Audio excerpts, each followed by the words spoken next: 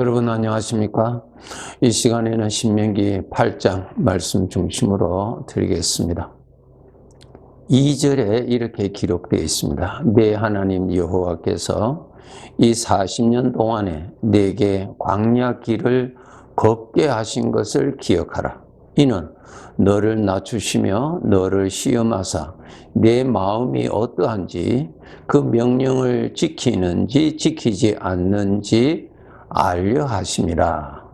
이렇게 하나님께서 말씀해 주셨습니다. 하나님께서 애굽에서 노예 생활하고 있던 이스라엘 백성들을 해방시키시고 또 하나님께서 친히 인도하셔서 광야에서 40년간 살게 되죠. 그런데 그 40년 동안에 하나님께서 어떠한 목적이 있어서 그곳에 살게 하셨는가에 대한 말씀이 2절에서 말씀하고 계십니다. 여기에서 요약해 드린다면은 내 자신을 알아라. 내 자신이 얼마나 연약한 존재인가를 알아라. 내 자신이 하나님께서 친히 돌봐주시지 아니하면은 살아갈 수 없는 연약한 자임을 알게 하려 하심이라. 그러한 내용입니다. 광야에서 40년간을 지날 때에 정말 하나님의 도우심이 없었으면은 40년이 아니라 저들이 며칠 살 수 없는 곳이죠. 광야라는 곳이. 일단 양식이 없잖아요. 먹을 것이 없잖아요. 농사를 지을 수 있는 곳이 아니잖아요. 또 심지어는 마실 물이 없는 곳이죠. 그냥 아주 참 황폐한 땅, 광야, 그러한 곳에서 살게 하시면서 백성들이 매일매일 순간순간 하나님의 도움이 아니면 우리는 현실에서 살아갈 수 없다라는 것을 깨닫게 하심에 있었다는 것입니다. 그렇게 해서 자기 자신을 믿지 말고 정말 자기 자신을 하나님 앞에서 겸손하게 낮춰서 하나님을 철저하게 의지하고 하나님의 그 은혜에 감사하면서 살아가는 그러한 사람을 만들기 위해서 하나님께서 40년 동안 광야 생활을 하게 하셨다고 그렇게 기록되어 있습니다. 정말 우리 사람들은 자기 자신이 연약함을 깨닫는 것이 참 귀한 복이지요. 예. 대부분 우리가 죄로 인해서 자기 자신이 대단한 줄 알잖아요. 자기 자신이 이제 하나님도 필요 없고 자기 자신이 얼마든지 살아갈 수 있다고 하는 그러한 생각들을 우리는 너무너무 많이 가지고 있지요. 그러나 우리의 인생의 길에서 문제를 만나면은 정말 초라한 자기 자신의 정체를 우리는 발견하게 되지요. 시편 150편 6절에 보시면은 호흡이 있는 자마다 여호와를 찬양하라.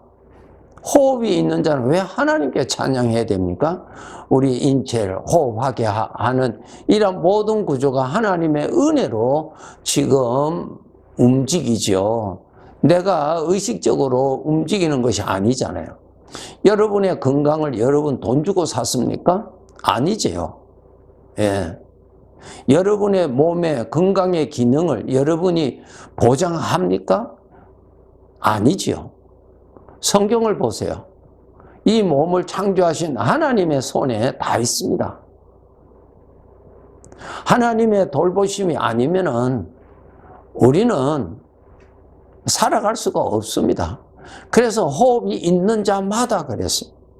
내가 오늘 또 숨을 쉴 수 있도록 이 몸의 기능이 정상화 활동하고 있다는 이 자체가 하나님의 돌보심으로 인한 것이기 때문에 하나님께 감사하라 그랬습니다. 자기의 건강을 누가 보장합니까? 보장할 수 없죠. 하나님이 다 주관하신다고 말씀하셨습니다. 그럼 우리가 이것을 깨달아야 돼요. 하나님의 은혜로 살 수밖에 없는 존재임을 깨달아야 되는데, 죄로 말미암아 이것을 이 하나님이라고 하는 주인으로부터 멀어지게 만들어졌어요. 하나님에 대한 관심이 없도록 만들었습니다. 무엇이? 죄가 그렇게 만들었어요. 그러니 인간은 불행하게 살아갈 수밖에 없지요. 아니야, 나는 불행하지 않아. 아니요, 천만의 말씀. 여러분의 장래가 어디로 가는 줄 아세요? 죄가 있으면 죄의 형벌밖에 없잖아요. 그 죄가 작든 크든 죄가 있으면 형벌밖에 없잖아요. 우리가 이 세상에서 하나님을 섬기는 이 신앙생활도 하나님이 도와주시지 아니하시면 신앙생활을 할 수가 없습니다. 내가 성경 지식을 좀 많이 가지고 있다고 신앙생활 잘 할 수 있는 것 절대로 아닙니다. 하나님이 순간순간 도와주셔야 신앙생활 할 수가 있는 것입니다. 요한복음 14장 26절에 보시면은 성령 그가 너희에게 모든 것을 가르치고 내가 너희에게 말한 모든 것을 생각나게 하리라, 이렇게 알려주고 계십니다.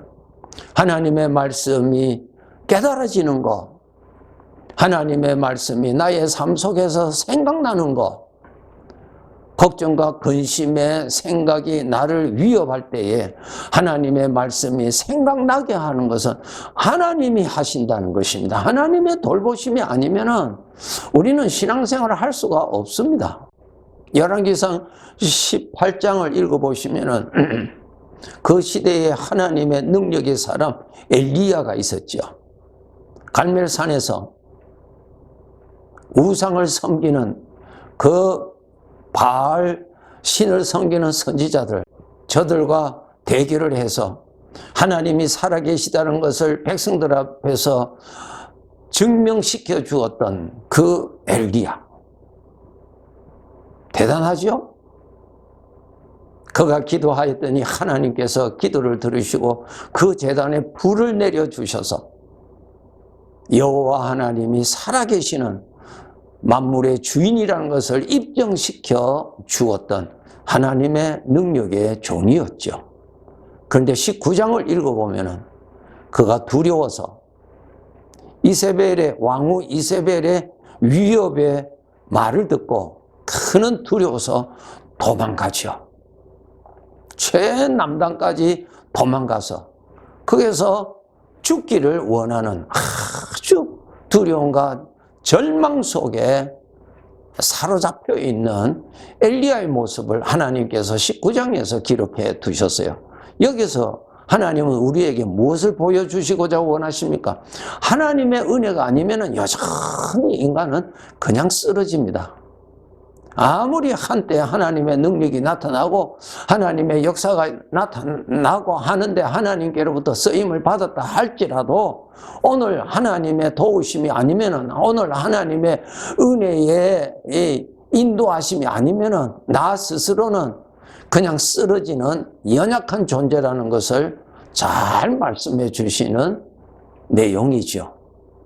우리 하나님의 백성들 정말 신앙생활 오래 한 사람일수록 더 자기 자신의 연약함, 하나님이 아니면은, 하나님의 은혜가 아니면은 그냥 쓰러진다는 것을 아시고 더 철저하게 하나님을 의지하고 하나님을 가까이 하면서 살아야 되는 것입니다. 여러분, 베드로 잘 아시죠? 예수님께서 이제 곧 잡히셔서 십자가에서 고난을 받으시고 죽으시는 그런 엄청난 사건을 앞에 두고 있었을 때에 예수님께서 제자들에게 너희들이 오늘 밤에 나를 버리고 도망갈 것이라, 그 위협 가운데서 너희들이 나를 두고 도망갈 것이라고 말씀하셨을 때 베드로가 한 말이 무엇입니까? 설령 다른 제자들은 예수님을 버리고 두려워서 도망갈지라도 나는 절대로 그렇게 하지 않겠습니다. 내가 죽을지라도 내가 주님을 떠나지 않겠습니다 라고 그는 주님 앞에 정직하게 자기의 결단을 말씀을 드렸죠. 네, 그것은 자기의 결단이죠. 거짓말이 아니었죠. 그러나 막상 사망의 세력에 두려움이 왔을 때에 그냥 추풍낙엽이어서 그냥 떨어졌어요. 그냥 쓰러졌어요.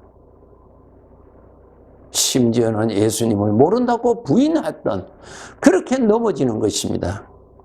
여기에서 우리가 보아야 될 것이, 아무리 신앙생활을 우리가 하고 있다 할지라도 오늘 또 하나님의 도움이 아니면은, 오늘 또 하나님의 은혜가 아니면은 그냥 쓰러지는 자, 나 자신을 너무너무 잘 아시고 하나님을 철저하게 의지하는 사람이 되어야 되고, 나 자신이 이러한 연약한 자임을 아시고 이러한 자를 지키시기 위해서 우리 하나님께서 항상 같이 계시는 그 은혜를 감사하고, 하루하루 지날 때에 하나님의 수고로, 하나님의 돌보시는 그 수고로 인해서 오늘도 신앙을 지키면서 살아오도록 해주신 하나님께 감사하면서 살아야 하는 것입니다. 그래서 하나님 앞에 겸손하게, 신앙생활 하면 할수록 더 겸손하게, 왜? 신앙생활, 하나님 앞에서 자기 자신을 바르게 알면 알수록 하나님 앞에서 겸손할 수밖에 없는 자기 자신이기 때문에 그러한 것이죠. 모세는 하나님을 대면할 정도로 정말 하나님을 가까이 했던 아주 귀한 충성된 종이었죠. 근데 그 모세가 가장 온유한 사람이었다, 사람들 중에서 가장 겸손했다는 말씀을 민수기 12장에서 하나님께서 말씀하셨죠. 모세는 참 겸손한 자라고. 그것이 무엇입니까? 자기 자신을 하나님 앞에서 바르게 깨달았다는 것입니다. 오늘날 우리 성도들도 이것이 꼭 필요합니다. 나 자신은 하나님의 은혜가 아니면은 바르게 설 수가 없고, 신앙생활 할 수도 없고, 죄의 공격에 그냥 우리는 포로가 되어 끌려갈 수밖에 없는 연약한 자임을 알고, 더 하나님 앞에 겸손하게 하나님 그 의지하고 하나님을 떠나지 아니하려고 우리는 정신을 차려 깨어서 신앙 지켜야 될 것입니다. 욥이라고 하는 성도 여러분 잘 아시죠?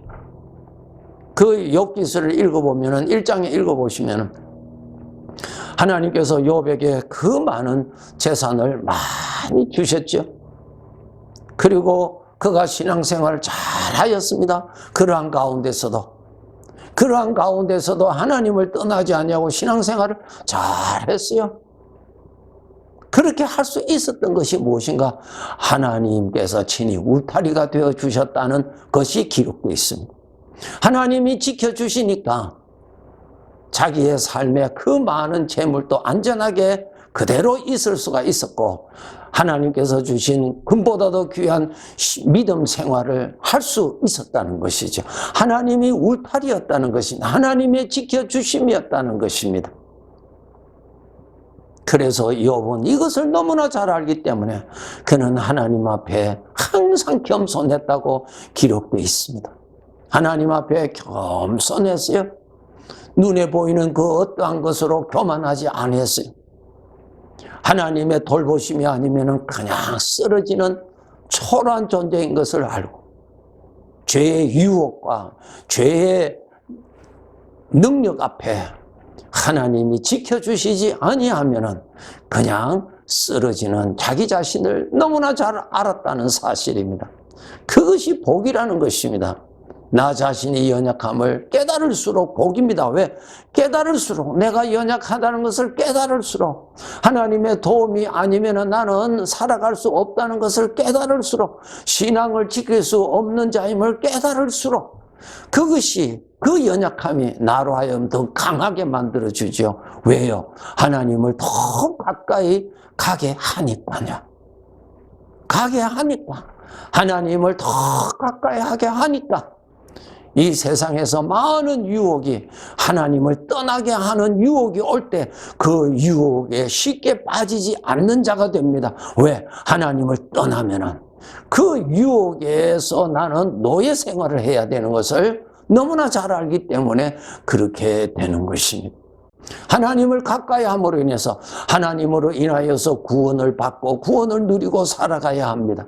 아무리 좋은 나무일지라도 그 나무가 오늘 또 물이 필요하지요. 그런데 그 나무가 잘 컸다고 무성하다고 해서 이제는 물이 필요 없어 하고 물을 떠난다면 그 순간부터 그 나무는 죽음이 지배하게 되는 것과 같이 우리 사람은 하나님을 떠나면 죄가 지배합니다. 죄가 우리를 어떻게 지배한다고요? 로마서 5장에 나오죠. 사망의 생각으로 인간을 지배해버립니다.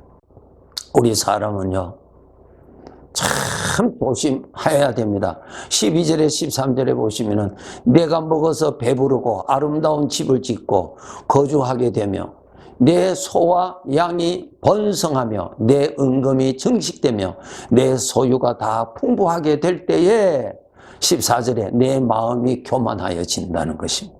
이 세상의 것이 풍성하면은 하나님을 의지하게 안 됩니다. 그것을 의지하게 됩니다. 그러니까 그 사람은 무엇이에요? 하나님의 도움이 필요치 않는 것입니다. 하나님의 도움을 깨닫지를 못하는 것입니다. 그러면 그 사람의 마음이 하나님하고 멀어져요. 나무가 물을 떠나면 죽음이 지배하듯이 죄가 지배하게 됩니다. 우리는 이렇게 연약한 자입니다. 없으면 없는 대로 우리는 불안하고 근심하고 두려워하고 원망하지요. 없으니까. 또 좀 있으면은 교만해져서 그것 의지하지 하나님 의지하지 않아요. 이러한 아주 연약한 존재가 우리 사람이에요. 광야 40년 동안 사람을 보여주시는 것입니다. 그 광야 생활했던 이스라엘 백성들을 우리에게 보여주시는 것이 아니라 그 사람이나 나나 똑같은 사람이거든요. 똑같은 사람을 그곳에 갖다 놓고 자 보아라. 너라고 하는 존재는 이러한 자다. 그것을 보여주시는 것입니다.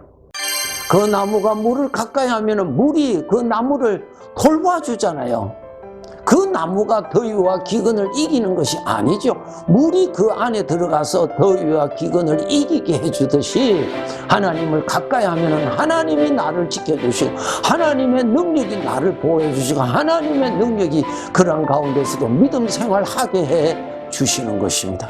그렇게 해서 하나님의 아들답게 건강하게 살아가도록 돌보심을 늘 베풀어 주시는 은혜를 우리가 받아 살아갈 수가 있는 것입니다. 네, 감사합니다.